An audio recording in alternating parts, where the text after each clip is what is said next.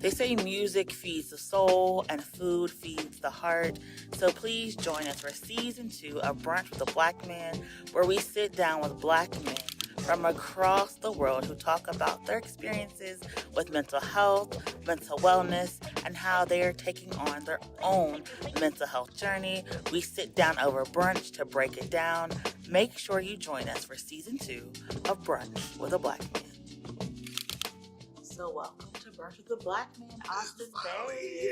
It's finally here. You're finally Let's go. here. Season 2. We How kicking you it off. feel? I feel good. You know, we've been waiting on this moment for some time. Been in your ear for some time. Trying to get on here, express myself, have a good time, eat some good brunch, chill chat. Which is kind of funny because you were one of the first people who were like, I got a story to tell. Yeah. And I want to tell my Yeah. story. I'm serious. Like, I wanted it to be on here to really just talk about my upbringing, you know? So your upbringing, how did you grow up and what neighborhood did you grow up in? I grew up in Homewood.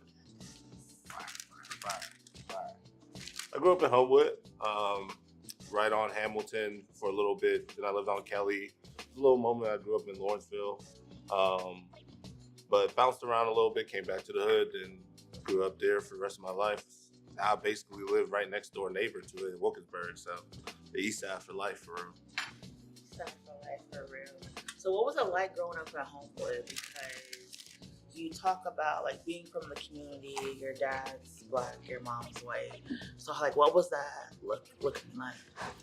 It was interesting because my dad was very protective, being I was his only child, and my mom was kind of just like making sure I had what I needed with the help of my aunt on my dad's side.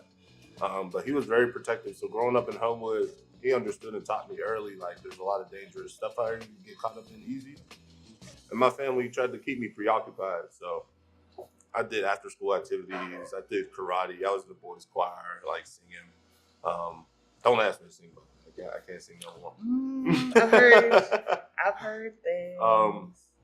But yeah, they were very protective, kept me out the way. And my dad sort of instilled this independency in myself to kind of just stay on my own path. Oh, fried. Okay, go ahead. It's good, right? It's seasoning. It's fried. I wasn't expecting it. So you're talking about like finding your own way, Mm-hmm.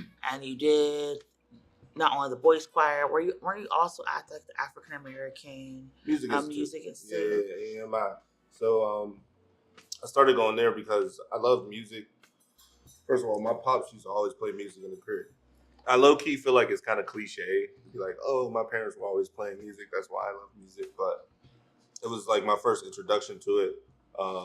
My dad loved Al Green. We'd listen to it with my grandmother, and things of that nature. But I wanted to learn how to play guitar, so that's when I got taken down to AMI to play guitar. But my aunt was like, you ain't only gonna play this guitar, like, we're gonna get you in a boys choir too. And so, you know, family doing family things, making me do stuff that I didn't know it was good for me at the time. And that's how that began to happen. And then from there, I learned to play bass, and then fell in love with music so much that I began to DJ. And then that's like a whole different chapter for real. It's more like falling in love with music. Do you remember the first time you heard a hip hop song? I don't think it was my first time hearing a hip hop song, but the first time I remember, honestly, was Nas Ether, because my pops would play that throughout the whole crib. Like, all you hear is fuck Jay-Z. I was like, yo, this is kind of crazy though. Like, the beat was stupid. And that was my first introduction really to like hip hop rap growing up that I can remember. And then afterwards, I did a lot of research when I started to become a DJ.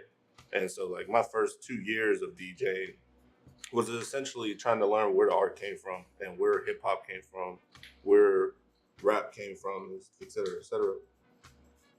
So you're learning music, you're moving around from neighborhood to neighborhood. How many people were in your household? Because you said you're your dad's only child. Yeah. My dad would be helping people.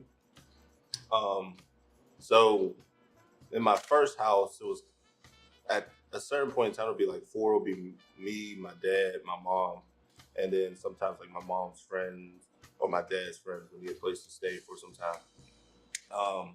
And that kind of carried out through everywhere we lived. At one point, there was like 8 people in the crib, but like it's only supposed to be me, my mom, and dad.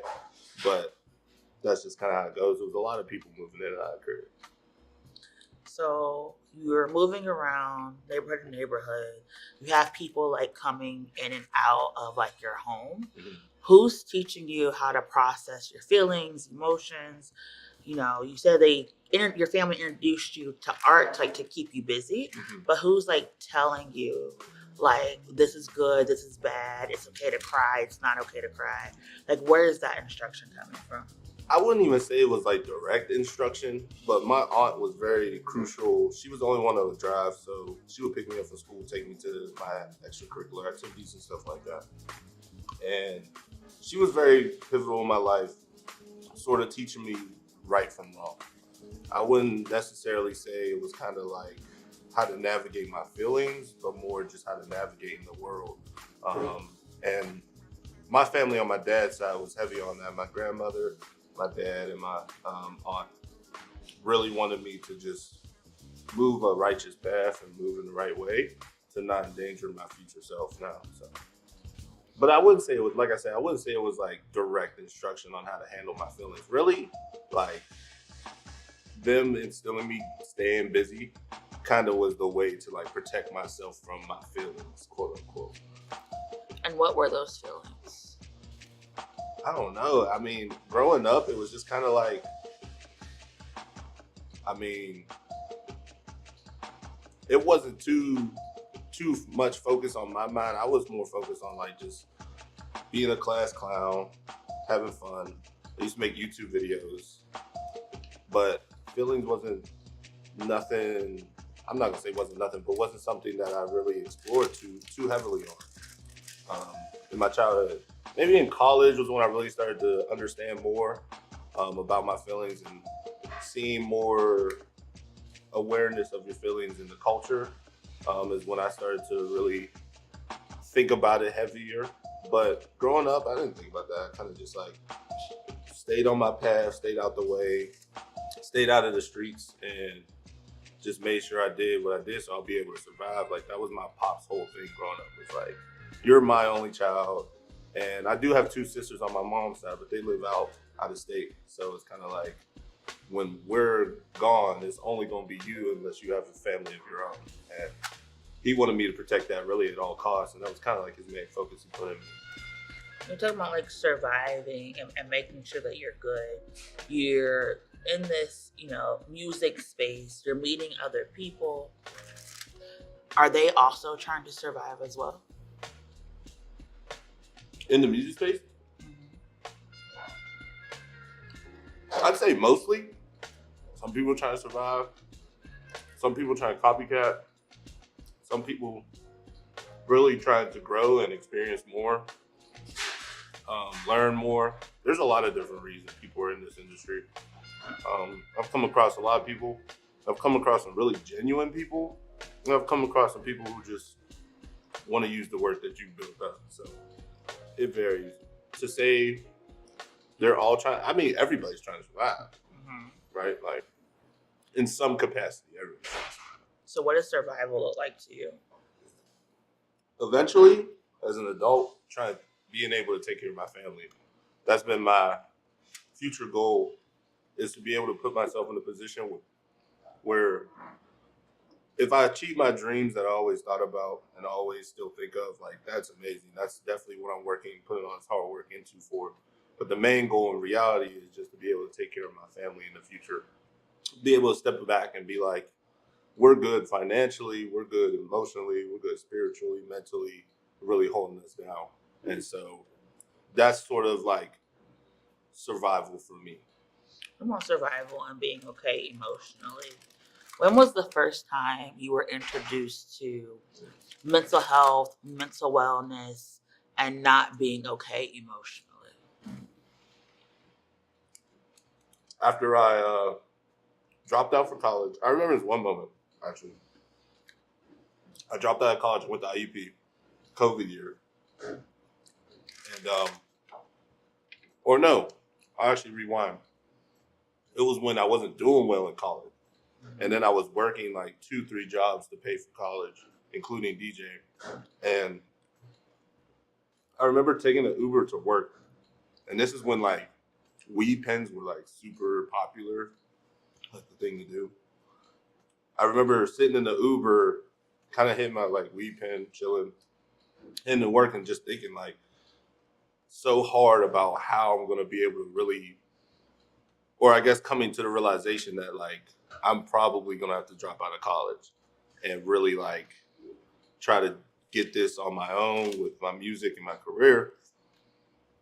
And I remember just thinking of like that whole thing of like not being able to take care of myself and letting my family down.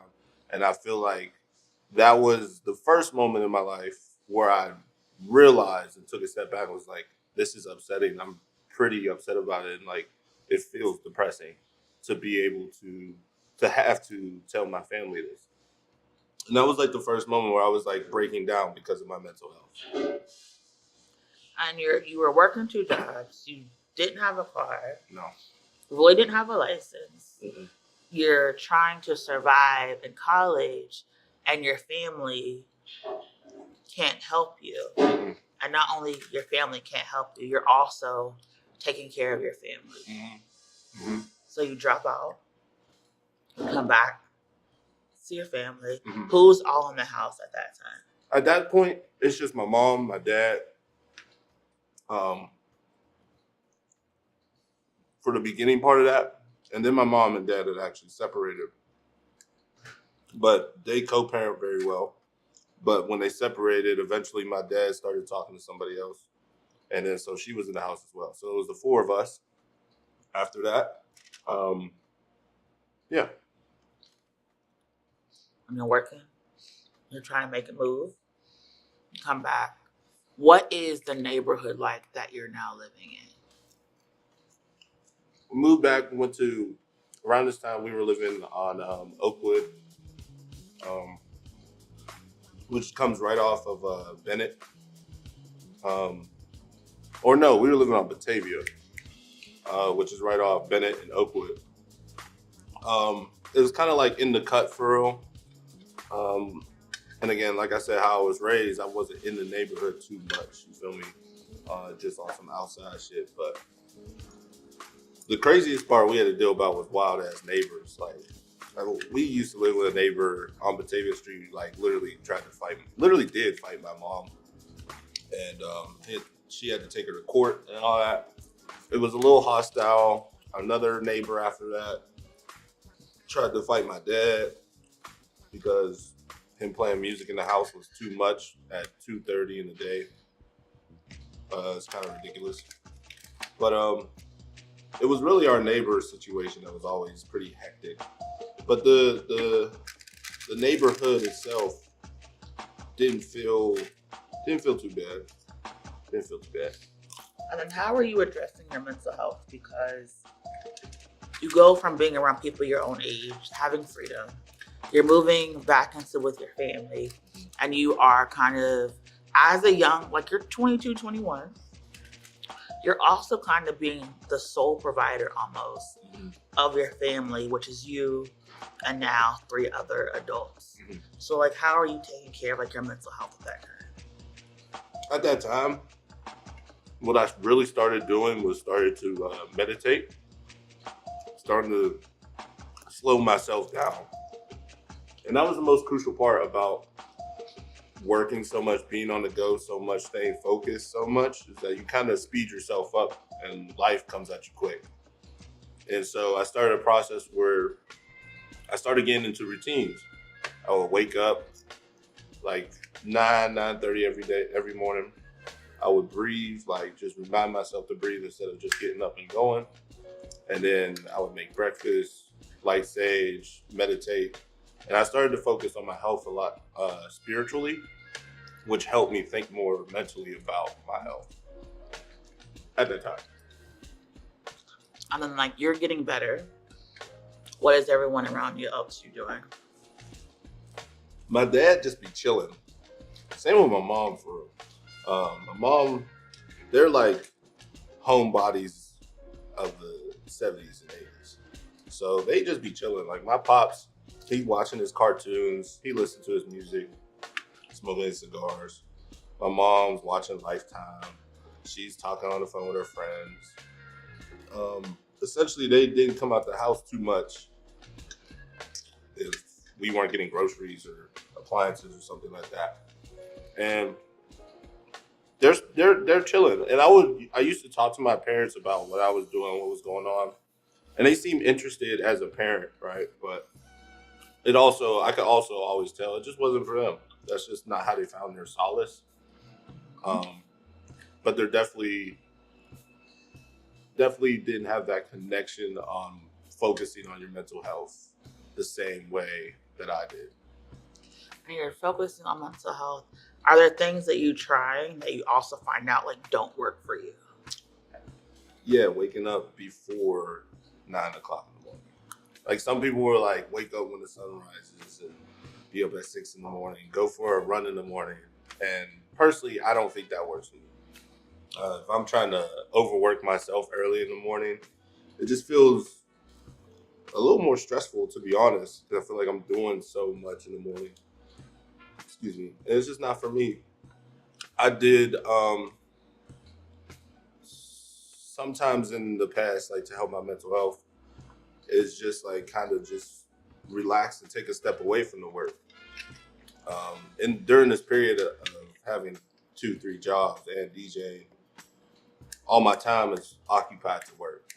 Whether it's in the morning when I'm waking up to go for my contracting job, to afternoon going to Stack in Oakland, to late night DJing a party or a bar or club. And like I said before, it's easy to forget to make time for yourself. And so that was another thing I was doing actually that helped a lot, was that at nights when maybe I was off from DJing, I would just make sure to make space for myself because I just wouldn't get it. But yeah, to answer your question though, the morning things, just anything earlier than 9 a.m. wasn't helping me. I tried it. Honestly, too, kind of like I wanted to look into like focus groups or like talking to somebody in a group, but it didn't feel intimate enough for me to really have any sort of like growth from it or focus on it. So you start working at what age? 16. This is like your work permit. So you get a work permit. You're how old now? I'm 26. You're 26. Like 10 years. 10 years in the game. 10 years in the game. Has there ever been a period in your life since you were 2016 that you haven't been taking care of another person?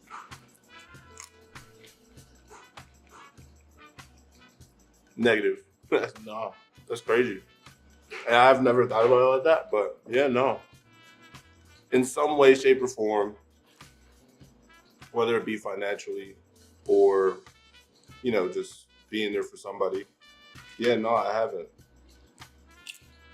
Ever. So you kind of grown up like super, super fast and super, super dedicated. Mm-hmm. So who do you turn to when you're having these bouts with anxiety or depression, when you're going through stuff, like when you're stressed out?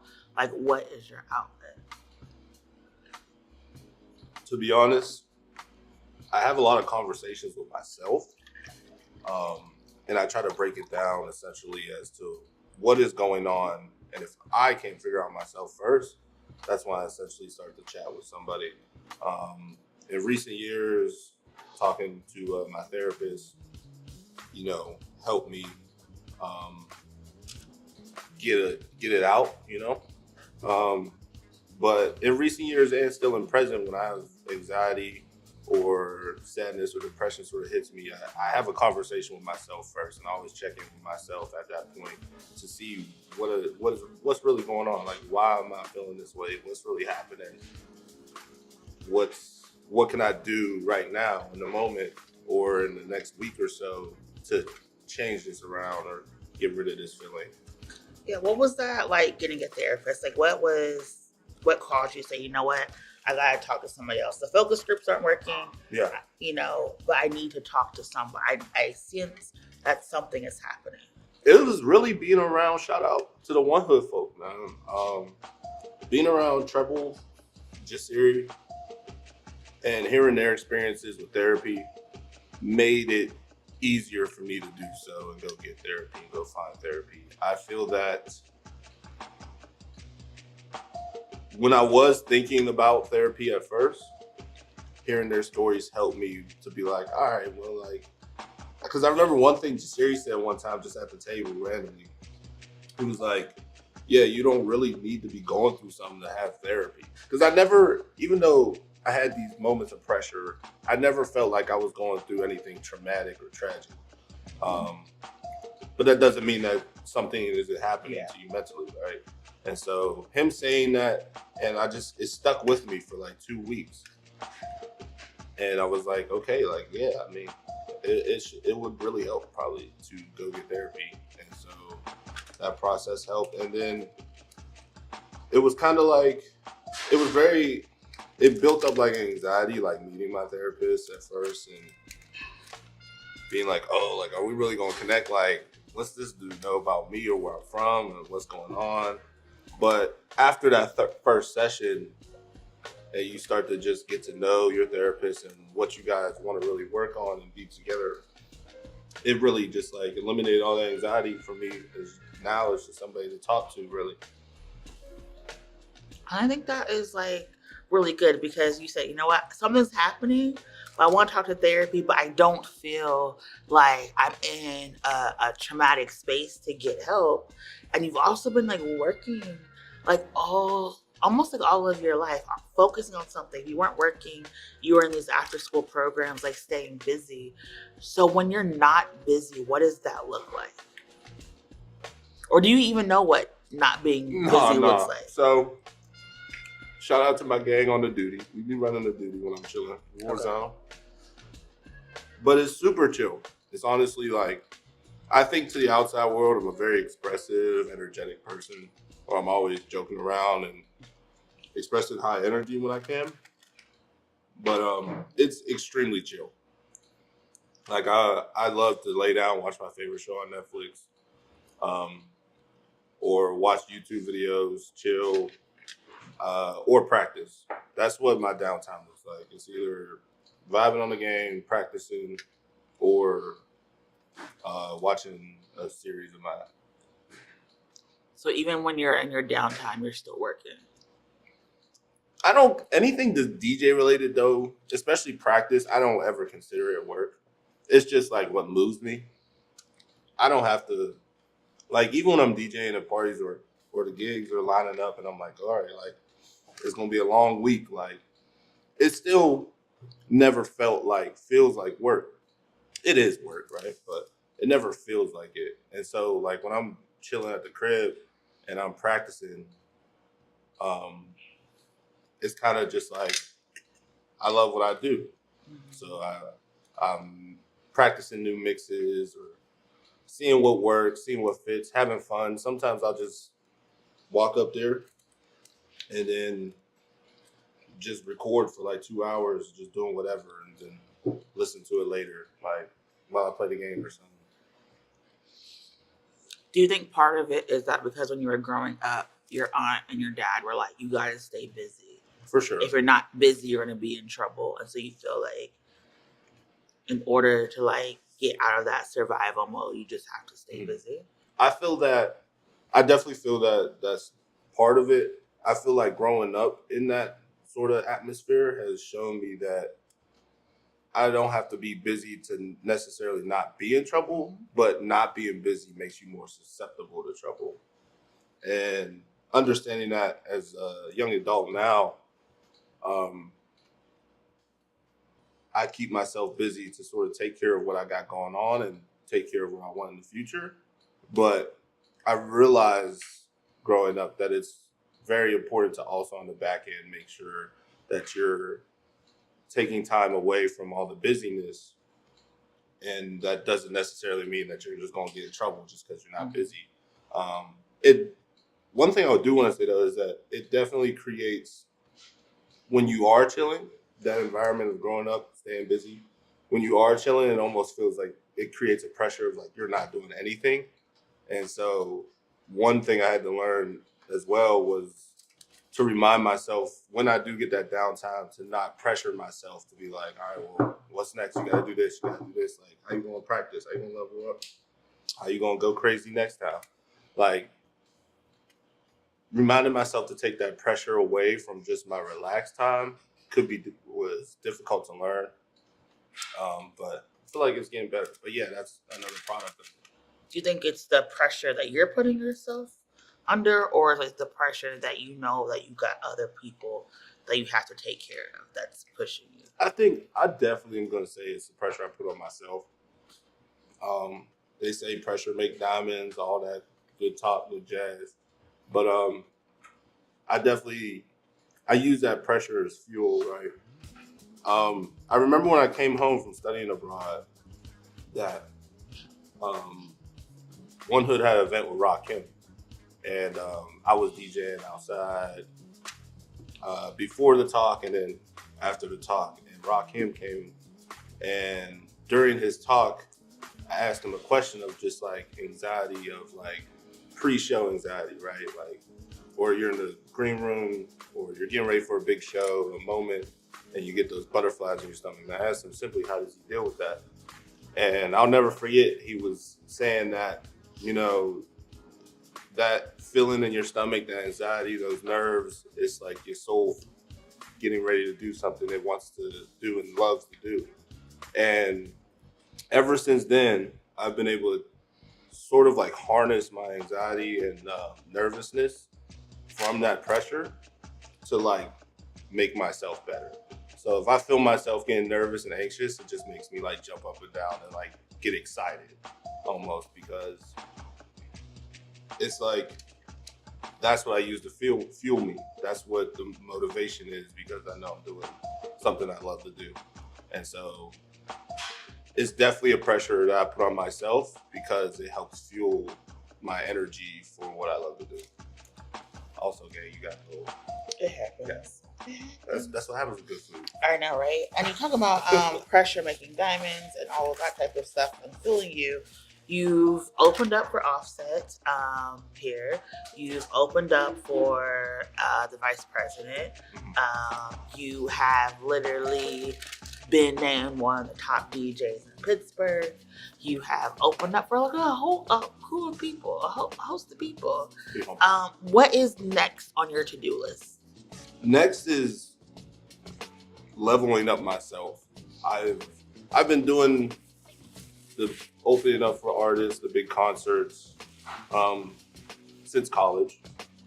There's definitely, I still have a dream of DJing at a festival. And right now it's a matter of how do I make myself better to take myself to the next level.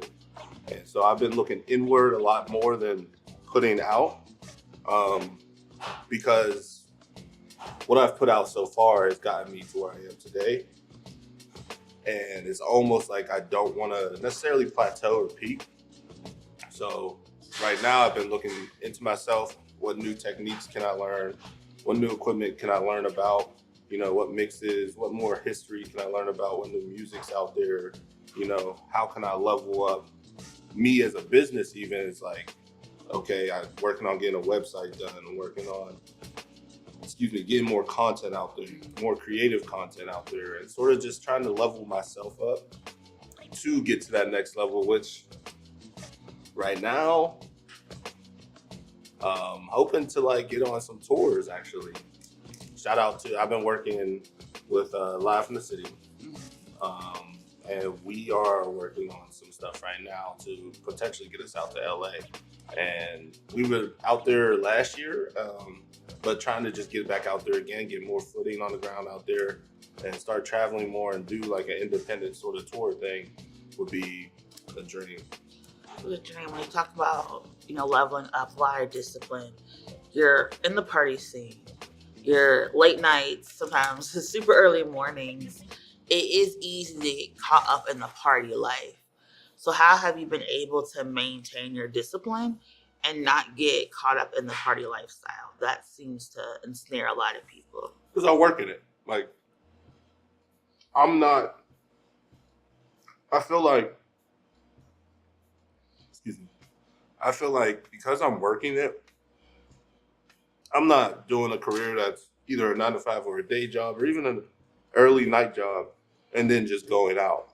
This is part of my career and job. And even though it's really fun and exciting and nightlife is great, I still have a job to do. And if I ever forget that, then I'll start sounding weak. Like it's pretty much that simple for me. That, and I think this comes back to like the staying focused thing that my parents put me onto. Is just that has to remain the same, no matter how much fun I have. Like I have tons of fun in nightlife. It's definitely, like you said, easy to get addicted to. But I think grounding myself and remembering that I'm here because one, I love to DJ and spread moments that people will remember forever through music is so much fun. And that's enough for me as a DJ to make sure the bar, the club, the event has a great time and is having a good time. And that's how I keep myself grounded, is that I work there. Yeah, because I remember we had a conversation one time, and I was like, "Are you going to be okay?" Because you're like, you're so busy, and you were like, "I got this, I got this," and I was like, "But it's okay if you don't have it," and you were like, "But I got this, leave me alone." And so, like, because I do think it is something that we think about like, as art and artists, because we know that there are a lot of people who are struggling with addiction disorder. And so like, oh, in order to perform, they have to pop a pill or take a drink. But you've been like, no, you don't have to do that. So why has it been like so important for you to like push that sobriety message and like try to get like other artists to kind of like follow that path? I think also too, for me, it's a matter of how you came up to doing what you're addicted to, right? A lot of people, like me, smoking, when I first started smoking weed, it was like, we was chilling. It wasn't in the party scene. So now if I go out somewhere and I try to smoke, it gives me mad anxiety because all I want to do is chill. Like I know that is what happens when I try to get out. And so that's why I separate the two. If I'm at the crib, my downtime, I might smoke a little bit. I haven't smoked in a while though, because it just, But yeah, I don't like to partake in that when I'm performing because it just doesn't make me feel good. Like I'll definitely drink and just turn up. I don't take shots. I'm not trying to get wasted, but like I'll definitely turn up and drink. But it's just a matter of just understanding how things affect you. And again, nightlife makes it very susceptible to get caught up in shit like that. I've seen it plenty of times. We all seen it in like celebrities and in the culture. And I pray for those people, but it's really tough.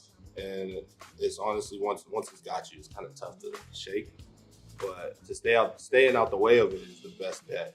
It's just like say no, because a lot of my niggas I DJ with, even in some of my crews, like they smoke all the time, and that's their thing. Like they'll smoke in the green room, and then like be ready to go out there. Like, but I just don't like what it does to me performance wise. It gives me mad anxiety to be high or too fucked up to not know what I'm doing. Like, I love what I do enough to be locked into that and having a good time with that.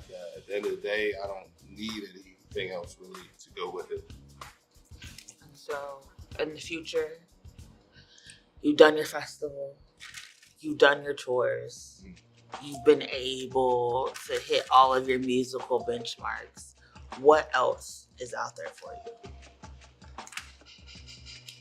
I told Rem about this, my late career, my late life, I'm about to start acting, bro. Maybe just a little bit. Like, I'm just getting there a little bit. I always thought about like being an actor would be a nice like late in life choice, but that's also kind of whimsical. Like if it happens, I'll be super dope. But yeah, but beyond that, really like wanting to be able to just solidify myself in DJ history as one of the greats for the city, one of the greats in general for DJ culture. And I think that if I continue to work towards that career-wise, I'll be happy and satisfied. And then that is a part of my end goal of being able to, like I said in the beginning, take care of my family, right? If I solidify my career and then position myself to be able to take care of my future children, my future family, I'll be happy because at that point, it'll be raising them, you know, so. So do you ever envision a moment in your life where you're not taking care of someone else?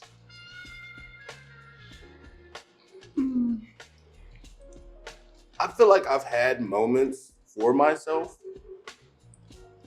like, but sometimes like taking care of people, like my family, for example, at this point in my life, is for me, because I feel like one of the things that's been really crucial is connecting more with my family, because growing up, again, like I said, working so much on the run, and you got school. I had school, so it's like the family time wasn't too much. It wasn't too close to my family. Like, of course, that's my family, my blood, I love them to death, but we wasn't extremely close as some of the families are. And connecting with them, sort of helping them, taking care of them, has also helped me feel better about my family connection.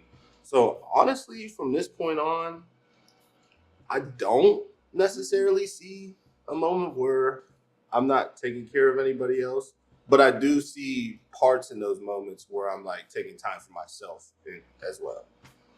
And as you're envisioning this world, do you also envision people taking care of you? Yeah. And what that looks like? Yeah. I feel that hopefully at a certain point, my kids will do the same. You know, once they're able to take care of themselves and the ones they love, it will come back tenfold in return. But I don't expect it from nobody. I just don't like to move like that or set myself up like that. That's why in a lot of spaces, I like to make sure that I can feel solidified and confident in my doing the space, because I don't really like to set it up to be like, oh, well, hopefully one day somebody's going to take care of me. It's definitely, I can understand why, but I look at it as like, no, I got me. Like, I'm good. Like, I'm cool. Like, and if I'm not cool, I'll let you know I'm not cool. And then that's the time to maybe like step in or reach out to somebody, like I said, when I'm talking to my therapist. But for the most part, it's like, no, I got me. Like, I'm cool. Like, I'm wavy. Wavy, cool. Yeah. Well, that has been Brunch with the Black Man. Cheers. We can't wait. Let me get more. Technically, we're not supposed to be cheering for water, but we're gonna do it. We're gonna do it. Clink, clink for the vibes. For the vibes of the gram. But anyways, that has been Austin Bey, DJ QRX. You know, the vibes, the man, the myth, the legend. Come on. And I have been your host, Miracle Jones. Thank you so very much. Shout out Miracle. Thank you so much for tuning in. We will see you next time for the next edition of Brunch with the Black Man.